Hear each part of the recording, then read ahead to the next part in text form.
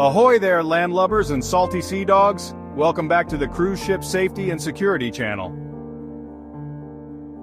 Today we're diving into one of the strangest sailor superstitions. Why whistling on a ship is supposedly bad luck. So, grab your life jackets and prepare to be blown away. Just not by the wind because, well, that's part of the problem. You see, old-timey sailors believed that whistling on a ship was a surefire way to summon strong winds. It wasn't just a superstition, it was a deeply ingrained part of maritime culture. Sailors who spent months at sea were always at the mercy of the elements. They relied on the wind to carry them to their destinations, but they also feared its unpredictable nature. And not the good kind that fill your sails. Whistling was believed to provoke the wind gods who might send a storm your way just to teach you a lesson. Imagine being stuck in the middle of the ocean with no wind to move your ship, and then suddenly, a fierce gale appears out of nowhere. More like the "oh no, we're about to get tossed overboard" kind. These storms were no joke. They could capsize ships, throw sailors overboard, and cause untold damage. The fear of such sudden and violent weather was enough to keep even the most seasoned sailors from whistling. Legend has it that the wind gods, possibly bored and looking for a little entertainment, would hear your innocent little tune and think, "Ah, you want wind."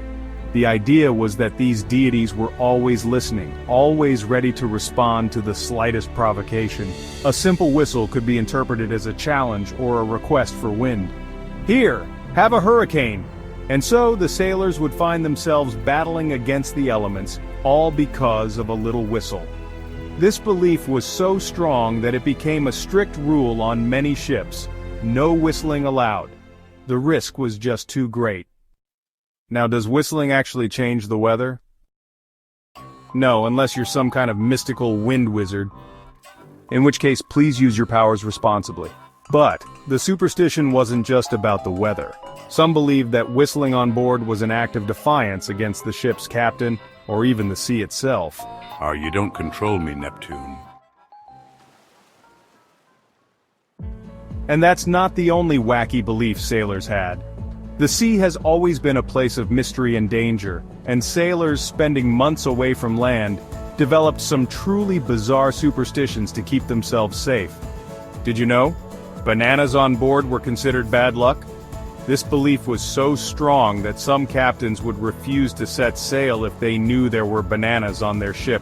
Apparently they spoiled quickly and attracted disaster. Also, no one wants a monkey-related mutiny. The presence of bananas was thought to bring storms, shipwrecks, and even mysterious disappearances. Changing a ship's name without a proper ceremony was thought to anger the sea spirits. Sailors believed that every ship had its own spirit, and renaming it without the right rituals would confuse and anger these spirits, leading to misfortune. Because, let's be real, even ghosts need paperwork.